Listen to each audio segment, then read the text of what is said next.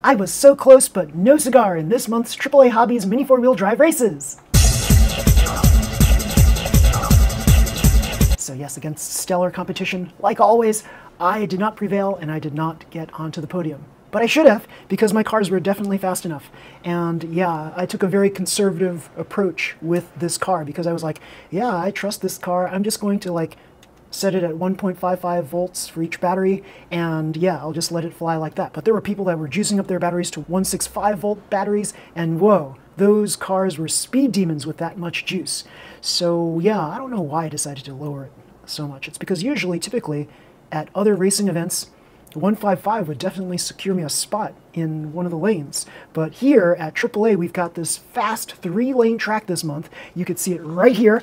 And while it does look like it's a relatively straightforward, easy track, I would call it deceptively easy. So by deceptively easy, I mean that there are some tricky parts to it, and if you don't watch out, you're going to course out. So there's a little tabletop on the lower right of the picture that you don't see in the picture right there from this vantage point, but it's there. And if you go a little too fast on that tabletop, you're going to fly off the tabletop and course out, because there's a right turn that is almost immediately after that tabletop. Wow, pretty hard. So yeah, this car here, 155 volts. Then on the second round, I made it 1.6, and I was basically beaten by one of my teammates at McBite. And so yeah, that was pretty cool that he was able to secure a victory over me. So yeah, his car was just a little bit faster. He had the juiced up batteries. That's pretty cool.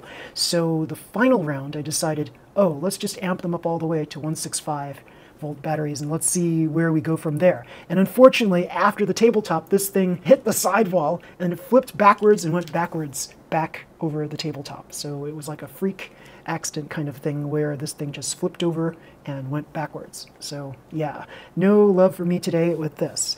My son raced my car Shiva, and this did fairly well. He basically almost got to the end too, and yeah, that's a shame that he didn't, because this was a fairly quick car here, and yeah, considering that this was one of the ones that won last year at one of the racing events at AAA, this should have won again, but unfortunately, he also took a very conservative route with the batteries, so he wanted to make sure that it was stable and stayed on the track. But really, in previous tracks, this was able to take the full 165 volt batteries and also stay on the track and win box stock gold. But who knows, maybe in the future, this one will be a winner. So, in tune class, my son's car, Blue Jay, unfortunately, very stable and rock solid, but it wasn't fast enough. Why? It's got all these brakes on here. And so, yeah, you have the option, folks, to remove the brakes from your cars, and with my son's car, he didn't want to take that kind of route. He wanted to make sure that the car stayed on the track. So he put lots of brakes on here, as I did with my Eagle car. And unfortunately, this one wasn't faring too well with standard wheels, so I changed them to carbon wheels, as you see here. Carbon wheels and super hard tires, and unfortunately it just wasn't fast enough because of the brakes here. So, but the one that did do very well in tune class for me was this, and I got to the final race for the semifinals, quarterfinals race.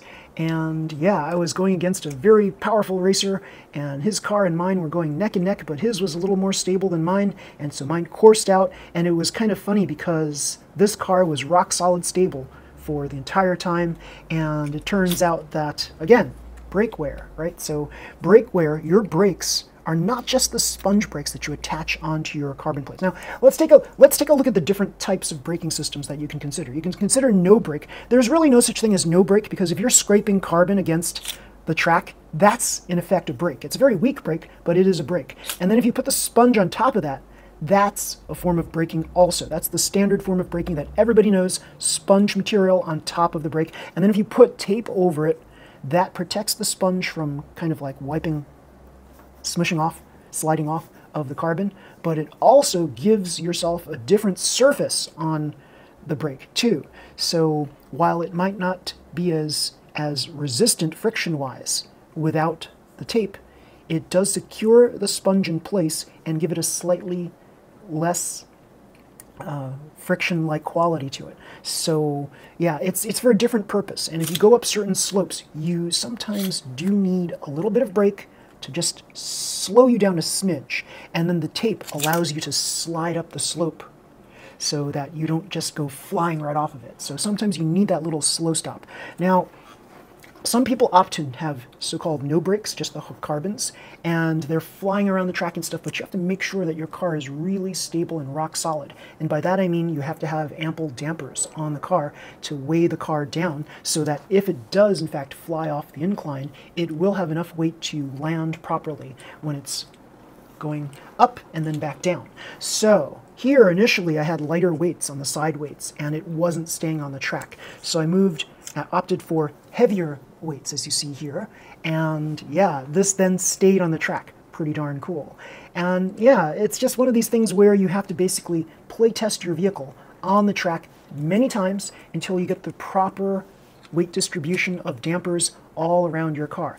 Now, I could have taken an extremely conservative approach with the damper settings and just weigh things down even more and then take off some more of the brakes that you see here, or remove all the brakes altogether. But my strategy was I wanted to maintain a little bit of like breakage on the inclines, because I know that with this lightweight car, this thing would have coursed out easily. So this is, now, a lot of people like racing modern chassis, and that's pretty cool, but when you race an old style chassis and do well with it, lots of props for that. So here, this is an SSX chassis, and it's an old style chassis, and a lot of people at the racing event know that this is like, oh, this is one of those classic cars, and it shouldn't be winning against more modern chassis. But it's pretty cool that I was able to come up with this combination to enable me to race competitively at the racing event with this older chassis. Pretty darn cool. So yeah, my competitor in this quarterfinals event had an old SFM chassis. That's another classic chassis. And so it was like a race of like old chassis versus old chassis. And that was pretty cool because each of us, we basically beat all these other racers to get to the quarterfinals. And then so when we raced in the quarterfinals, I was like, okay, I know I have to juice up a little bit more, but not that much more. So I brought it up to 0.1 volts more in the batteries. But unfortunately, something to do with tape wear caused me to course out. And every time I raced this car on the track afterwards, after the event finished, I raced this on the track, and several times it would course out for no apparent reason other than possibly, quite possibly, the tape is worn. So yeah, this kind of a strategy here where you have to basically manage what's on the underside of your car, you really need time for that. And I didn't have a lot of time, so I'm not making up any excuses, but since I was helping out with the races, I didn't have as much time as other people to fine-tune my car. And it would have been nice if I was able to fine-tune my car more, but that's how it just goes. If you're helping with the races, then you don't have that much time to fine-tune your cars. And that's okay, because you know what? Other people should have a chance to win. Yeah, pretty cool. Because the whole point of racing is not to always win. The whole point of racing is to help your fellow racers out so that they can win, so they can get that feeling of winning. And that's pretty cool. When you get that feeling of winning, it's like a glorious feeling. It is an unparalleled feeling. And when you can help somebody else that you absolutely don't know help to win a race, that's an unparalleled feeling. That's a pretty darn good feeling. So yeah, I'm glad that there were racers that were able to beat me. Like even like beginning racers, for example, racers who don't have an extensive amount of experience, they were able to beat my cars as well because, yeah, they basically fine-tuned their cars better, and they asked me for advice, and I said, yeah, you should do this, this, and this, and they did it, and yeah, that's why their cars were faster and better and more stable. So pretty darn cool. So yeah, even though I didn't win, that's okay.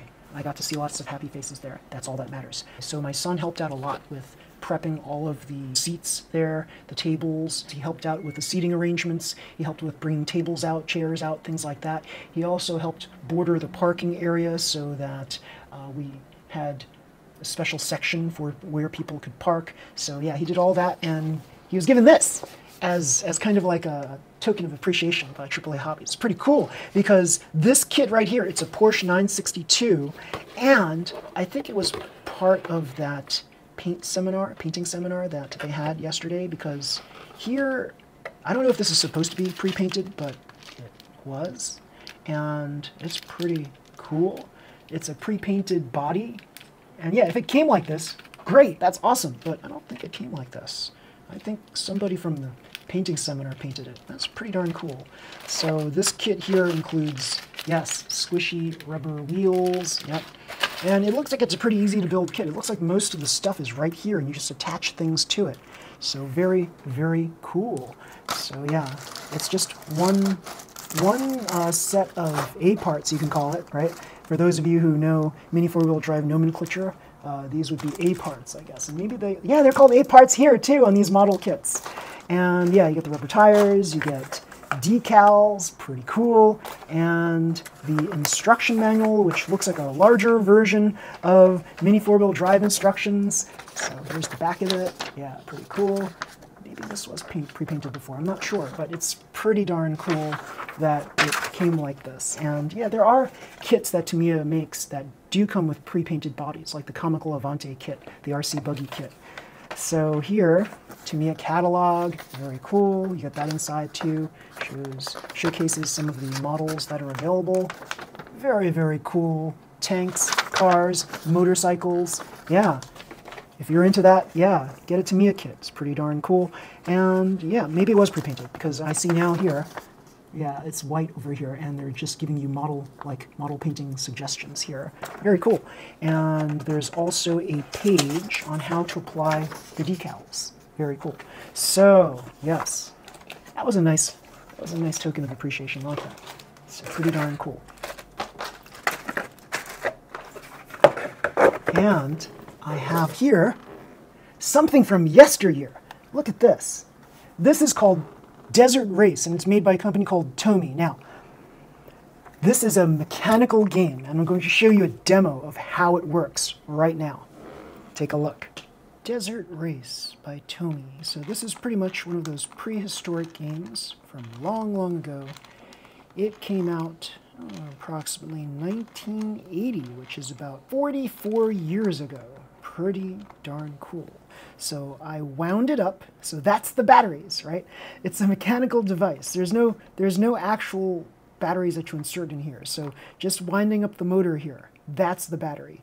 So now we're going to turn this on. Oh, first we have to set this to be an S right here. That's the start. Okay, so now I'm going to flip the switch to start, and we are going to use the steering wheel to move the car left and right and guide the car in between the other cars. And every now and again, I'm going to use the pit stop button to quickly slide my car over to the pit stop area so I could avoid a crash. So here we go. We're going to start this game right now. Let's see how we do. Now the purpose of this game is to try to get as many laps as possible. Oh, there we go. I got hit.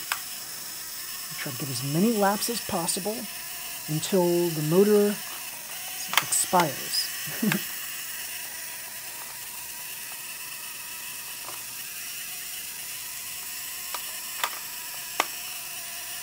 we go. Oh, that's too bad.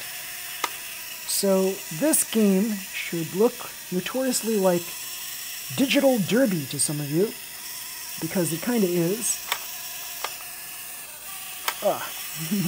It's a 3-lane version of Digital Derby that instead uses a dial, like a disc that rotates, rather than some sort of a slide mechanism.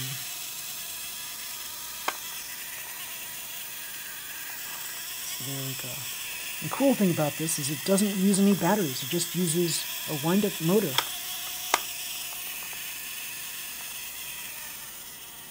Okay, so once the motor runs out, that's the end of the game. And here, the number here says it's between 10 and 11. So we'll say you have to use the lower number. So we did 10 laps or 10 cars or something. It says lap count right there. So supposedly 10 laps we went through. That's pretty darn cool.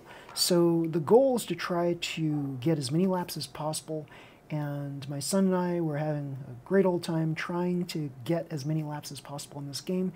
It seems like a very simple game, might even feel stupid to some of you, but I think this is pure joy and fun, especially compared to like a lot of the racing games they have nowadays in video game format. Like, yeah, this is kind of silly, but it has a lot of replay value because it's like frustratingly fun, I'll call it. And to try to get to 20 is like very, very difficult. I was able to get to 14 once, or maybe it was 15. Let's just say 14. And that was hard to do. So yeah, initially I had like 9, and then my son beat me and got 11, and then somehow I got to 15 or 14, and then he tried and tried and tried, but he couldn't surpass my 14, 15 laps. And yeah, it's just quite fun just sliding this car back and forth and trying to avoid all the traffic. And you see the 3 different sets of cars on the inner, middle, and outermost wheel. They go at different speeds. So yeah, it makes it very challenging to try to avoid the cars. Now, you can figure out a pattern to try to navigate your way around the cars. But I think clever use of the pit stops and quickly getting back into the course as quickly as possible, that is the key to success in this. And you'll see on YouTube, there is a video out there where some expert played this game and got to 20 laps, and that was pretty impressive. So yes, pretty darn cool. This is the Tomy Pocket Arcade series. They have a whole plethora of games that are like this, where it's using like a mechanical wind-up kind of thing, and then you play the game and you play it until the wind-up ends. Pretty darn cool. And if you've seen some of my other toys that I do have these other Tomy toys that do have wind-ups on them. And yeah, instead of batteries, you're using a wind-up motor to power the action that's in the game. And that's pretty darn cool. So again, this is a game from yesteryear, 1980, so pretty cool. It's fascinating that this 44-year-old game was still preserved in such a way that, like, it still looks, I mean, it doesn't look like it's totally battered and beaten. It's 44 years old, so it's allowed to have some scratches on the cover. But yeah, the fact that it still works and doesn't require batteries and is quite fun, yeah, Digital Derby fans out there, if you are looking for a Digital Derby, which costs like well over $100 if you want a working one, well over $150 if you want one that looks nice, this is basically Digital Derby, but with 3 lanes instead of 2. And yeah, it's actually got like a lap component to it, so you have to basically beat the lap score. And I don't think they have that in Digital Derby. I'm not sure what the scoring mechanism was other than just continuously driving and driving and driving. But here there's a goal. You have to get as many laps as possible, and it is quite possible to get the highest score that's on here, which I think is 22. Somebody got 20. Somebody on YouTube posted their score of 20, but I think it's possible to get 22 on here. Yeah, with some skillful driving. Yeah, pretty darn cool. So yes, everybody, if you like this video, please slam the like button. Subscribe to my channel. You'll see more videos just like this one. Until next time, everybody, see you. Bye.